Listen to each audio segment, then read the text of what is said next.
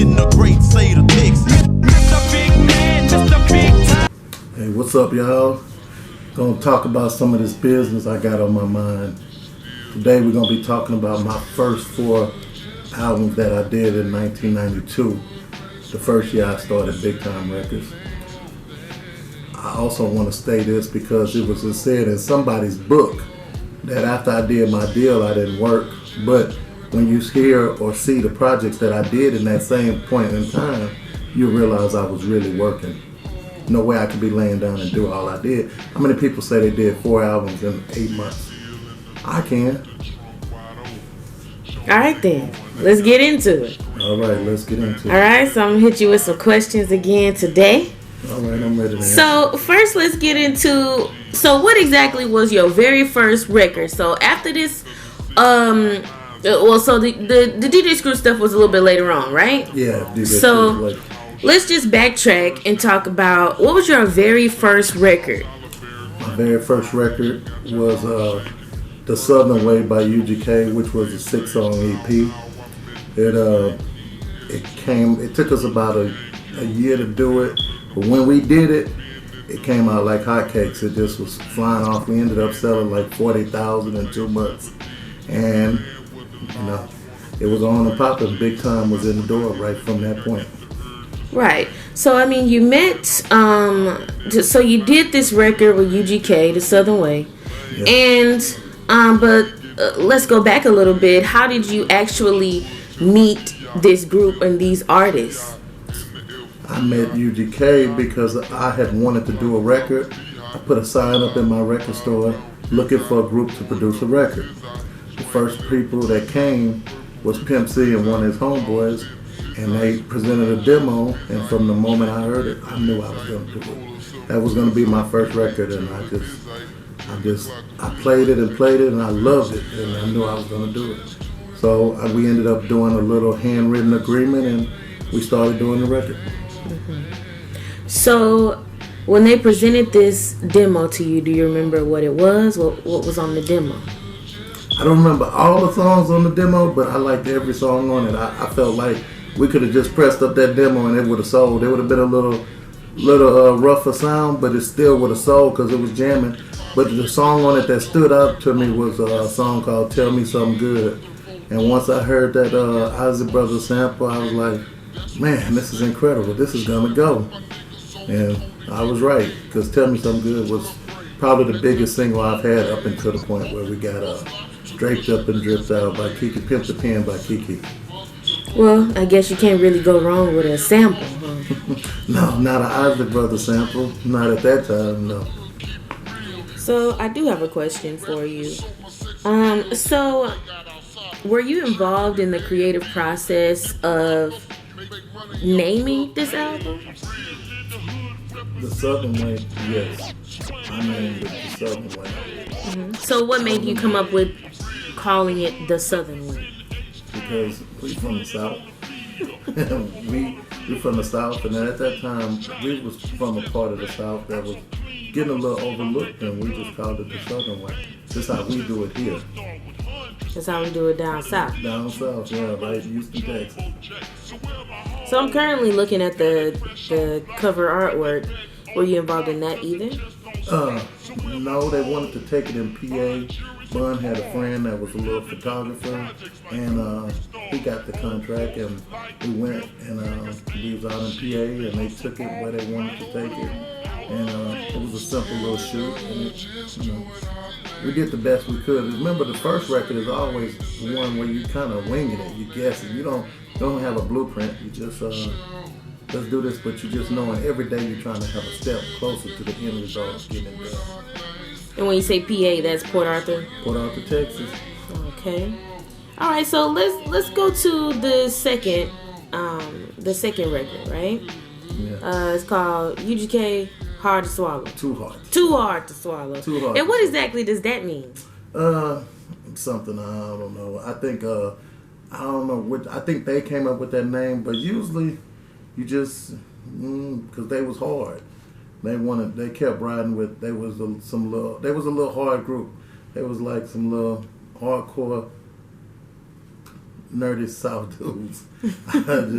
But that was the name they came up with. I loved it. Too Hard to Swallow was good. It was a decent record. It was hard for us to do because that was our first time experiencing the real conflicts of you can't clear this sample, deadlines, and having to deal with the major label because at this point we're on Jive Records and the rules changed for us. The prices changed. Everything changed. What you said? Hard to swallow. It's too hard. Too hard to swallow. Too hard to swallow. But anyway, so let's get into exactly how did the process of, getting this record together, the creative process, are there any songs on there that you truly enjoy or that were your favorites, top favorites? I like the Pimp C solo. I like the Bun, the 976 Bun B. I like those. I like the Bun solo song because we was having a little difficulty getting Pimp to come to the studio. So we weren't getting no tracks. We weren't getting, his input. And at the time when we first started, Pimp was like the musical guy. He was the guy who kind of was making tracks and, it's something about Pimp is like, he'll put his little sauce on it. He'll start off with the rapping, and it always just had flavor. It was catchy, and there was something about that voice that was magnetic. And this 976 Bun B was weird because Pimp wasn't there. Me and Bun, we had to find some samples to some songs, and we did the 976 Bun B. I don't remember what sample it was, but it was something I heard before, and I just we used it. And the one Cramping My Style, which was another Ozzy Brothers sample, and we put this young lady, I don't remember, we heard her rap and we put it on there, and she was like, kind of like something about when girls and guys go against each other, the fans really like that. So if the girl can hold her own enough with the guy, it's always a big hit. It was always a blazer in concert because Bun would change it all the time. So what he was saying to her wasn't actually on the record, but he'll break it down real good in the concert, so the fans would love it. They would going crazy when he rapped. Something about those Ozzy Brothers. Those Ozzy Brothers samples. Man. I mean, you can't go wrong with an Ozzy Brothers sample, man. You can't. You can take some Ozzy Brothers samples right now, put them with change a few sounds, and those still hits. I mean, a lot of that old music was like that. They was playing more instruments than us. They wasn't sampling. They was making real music from live instruments. So it's a lot of samples there, for you can get them and change the whole feel, and the people got something familiar to start bobbing to immediately. Right, it can connect with any generation. Yeah. Well, so exactly how long did it take to put that record together? The Too Hard to Swallow we were only recording like 6 or 7 songs. It was to complete the album because the Southern Way was only an EP. It wasn't a complete album. So we go in and we're trying to do the complete album to turn into Jive.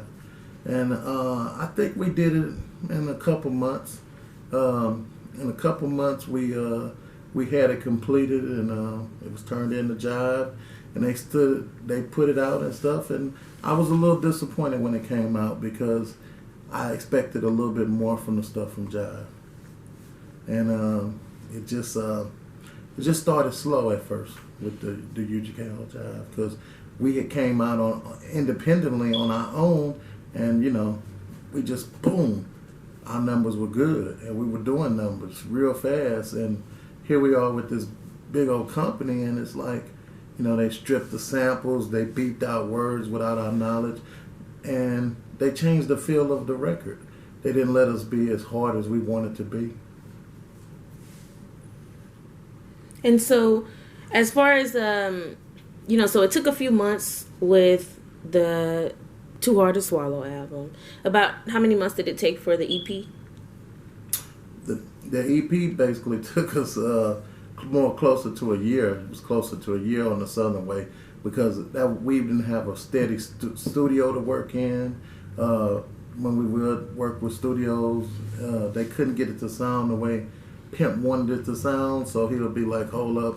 He didn't want to go back there. And I mean, we went to some nice studios. We went to some little hood in-home studios, and it wouldn't be long before the beats would be getting laid down and the person could not make what Pimp wanted the song to sound like match. So we'll be out of there. So it took us about a year to do the Southern Way, but by then we had found this studio called Track Design in Mo City inside a house ran by Shatoro and his wife, Bernie. And Shatoro was able to find the sound that Pimp wanted, and he was able to engineer it. It was a good working relationship for some first timers, because we was able to go in the studio and work, and we did, and we recorded a lot of stuff there. Right. So do you think that with the Too Hard to Swallow album, do you think that Jive dropped the ball? I think they fumbled greatly. I think they fumbled. I think they wanted a hardcore group from the South, but I don't think they really wanted what we was. I thought they thought the numbers were big, and they was like, let me catch them before they can explode. Because Jive was really trying to lock us down. They even tried to lock me down. When we signed with Jive, when I signed UGK over on a production deal, they even gave me money for my next group. And I said, I really don't want to take no money for my next group because I don't have a next group. And they was like, well, we feel you've done good by getting this group and doing this record. You definitely going to have another one. And I guess that foreshadowing was good because I did have another one, but it wasn't the next one that I did. It was DJ Screw, which was a couple years later. But they gave me like $25,000 for my next record I didn't have. So to me, that was just like a good day. Put some money in my pocket. All right, so let's talk about the band with UGK. So was this an EP or a full album?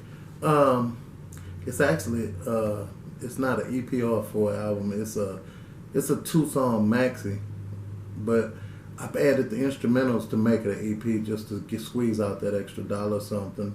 I was able to release that independently because these were 2 songs that Jive just thought were too risky to touch because it was Pregnant Pussy and it was The Motherfucker Ain't Mine. And Jive was like, we cannot put these out. This may cause a rift with people. And actually Pregnant Pussy was supposed to be the B-side to Tell Me Something Good single, which that doesn't match, but Jive didn't see it, and they actually just wanted to shelve those songs. And when I was talking to them, I said, well, what you going to do with those songs? And they was like, well, we're just going to shelve them. And I was like, well, how much is something like from that for me to buy back? And they said $15,000. So I said, okay, take $15,000 out the money y'all owe me, and I'll put that out myself. And that record still sells to this day.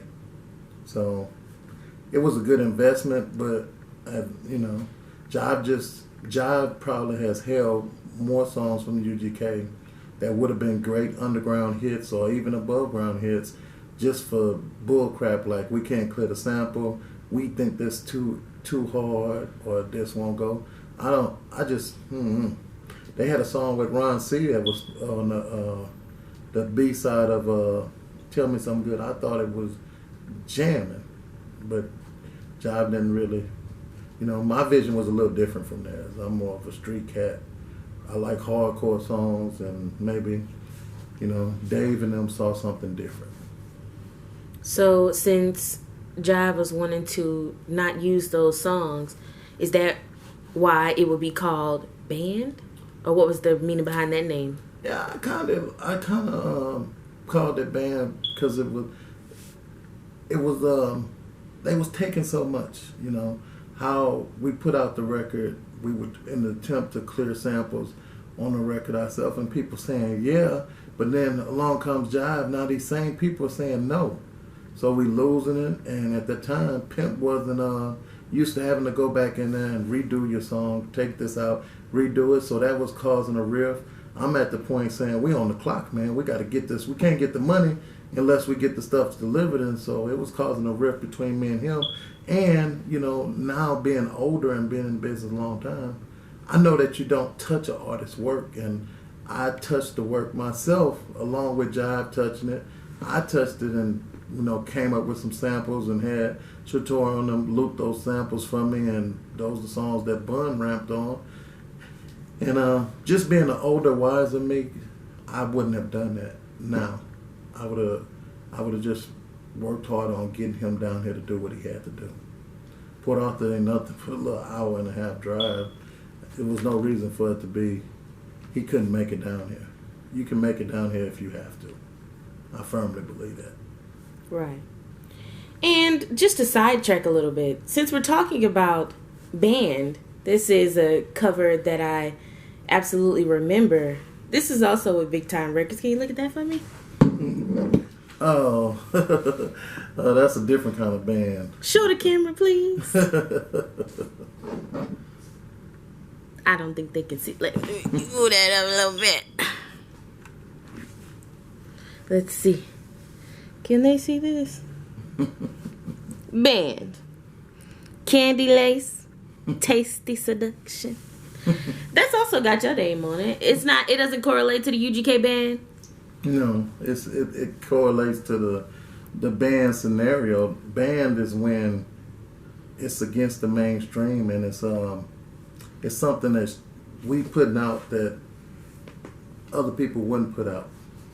So, UGK the Southern Way, Too Hard to Swallow, Band, and Point Blank Prone to Bad Dreams.